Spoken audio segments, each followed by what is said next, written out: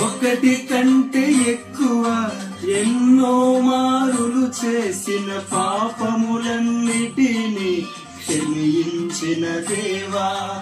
ఒకటి కంటే ఎక్కువ ఎన్నో మారులు చేసిన పాపములన్నిటినీ క్షమించిన దేవా.